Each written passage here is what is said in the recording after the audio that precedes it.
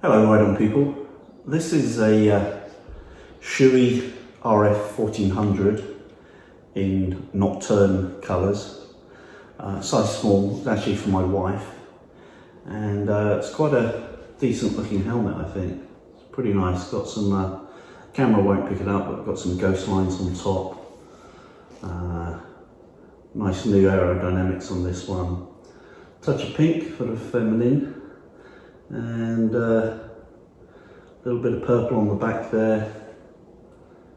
It's a pretty good looking helmet in all.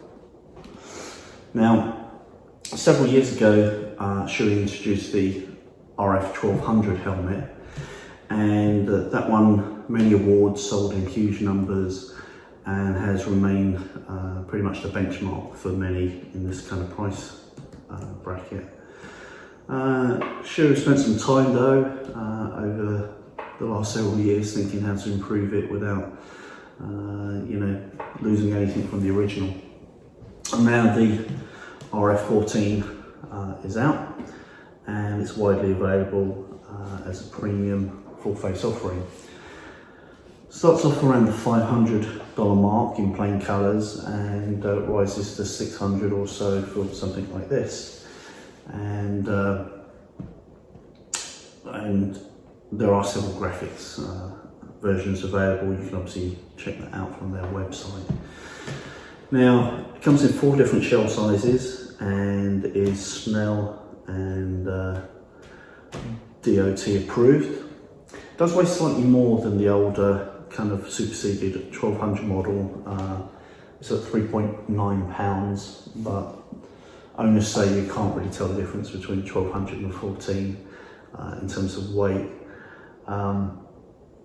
Fit is intermediate oval, which basically means it runs a little bit longer front to back, and that will fit most people's heads, or the vast majority of people out there.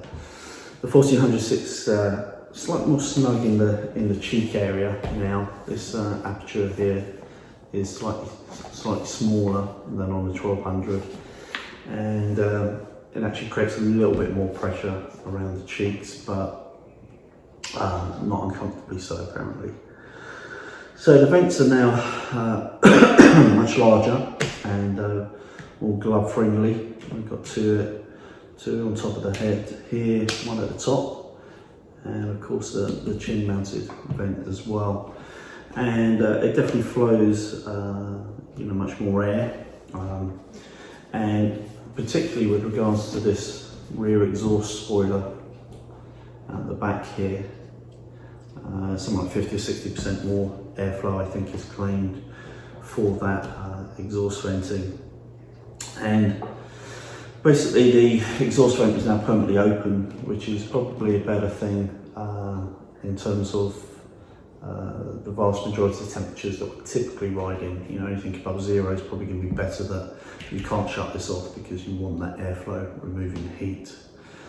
The face shield now has a new button release here at the front, so you have to kind of press that in to lift it, and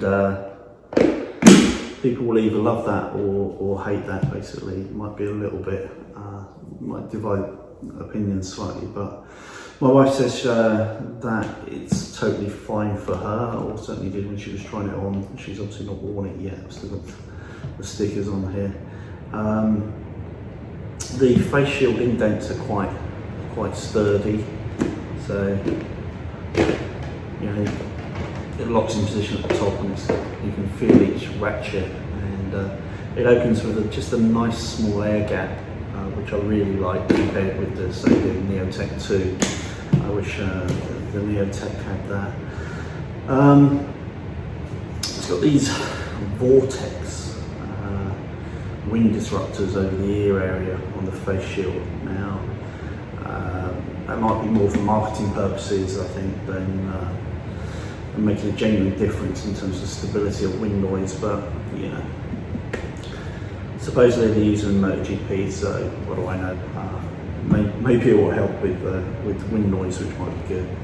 The pin block inside is a noticeable improvement. You can see it's particularly wide here, and you know, stretching it wider will help in terms of peripheral vision. So you see those cars that little bit easier out the corner of your eye. And the pin lock is supplied as standard, and as we all know, they work extremely well, particularly in wet weather, wet humid conditions. So if you keep your eyes shut with the pin lock in, you should be able to see where you're going, hopefully. Sealing around the face shield seems to be very good. You won't see it on camera, of course, but you know, all around here where you might get water ingress in a heavy downpour, it's very, very flush against the gasket. There is a slight adjuster just under there where you can tweak it a little bit tighter if you have to, but in essence, you know, the sealing is pretty good and looks good for all weather use basically. It's not the easiest helmet in the world to fit a comm system to. In fact, it's downright difficult really. You kind of have to put it too far forward here, or there's not much room here to get it under the lip, and you're probably going to end up using a sticky mount, and in fact that'll be the easiest option. And I'm going to fit a Cardo Pack Talk Black to this helmet for my wife, and that's exactly what I use. I won't mess about trying to get it to hook up underneath its lip. I'll just stick the sticky mount on and we should be good to go.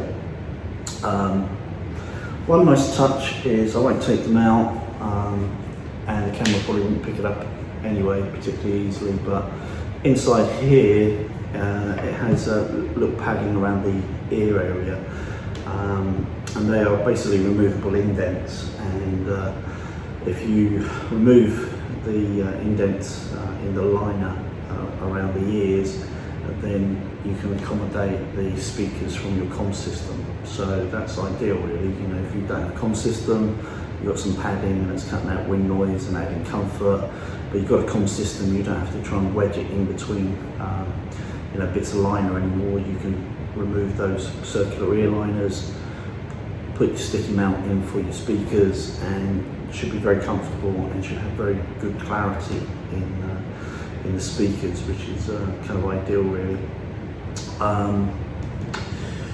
Probably won't be the quietest helmet on the market. The owners are sort of saying it's not really much difference or much of an improvement on the RF1400. Some people thought that was noisy, some people, you know, didn't have an issue with it or thought it was quiet even. It's really kind of a subjective thing, I guess. But the long short is it does, you know, it's probably average in terms of wind noise. It's certainly no worse than the previous model, and probably a lot better than most. The cheek pads also have this emergency release system, which is really quite useful. You can just basically put your finger under there and all of this down here rips out on both sides. And if you've been involved in an accident, to make sure your neck is preserved for a potential neck injury,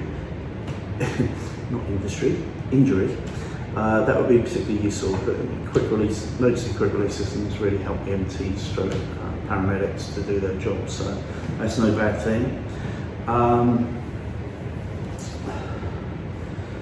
Secured via traditional D-ring, and you know, although there's easier options these days in terms of magnetic buckles and ratcheting systems, which are very convenient, it's still arguably the strongest. So you pay your money, you take the choice, but good enough for Shoei in our eye, and it's very difficult to beat Shoei in our eye, isn't it?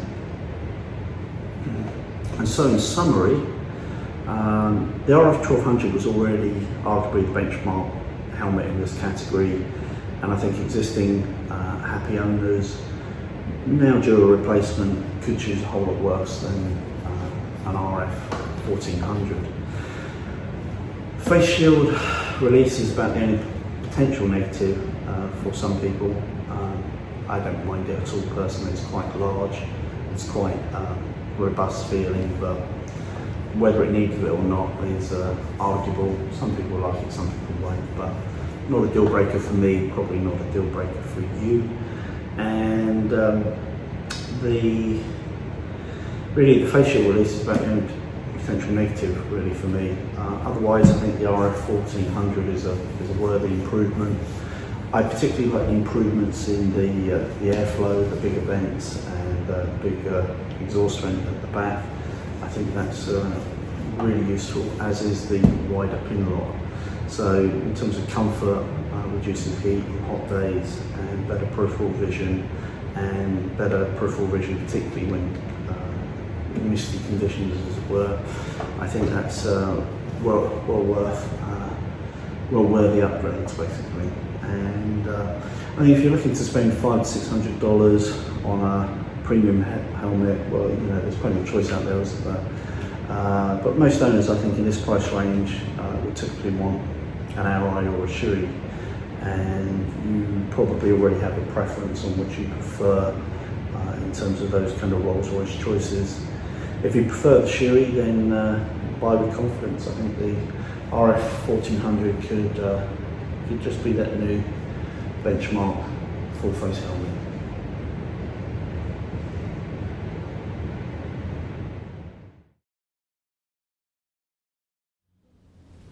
Hey you, if you want to become one of the Ride On people, don't forget to subscribe. Ride often, ride carefully, ride on.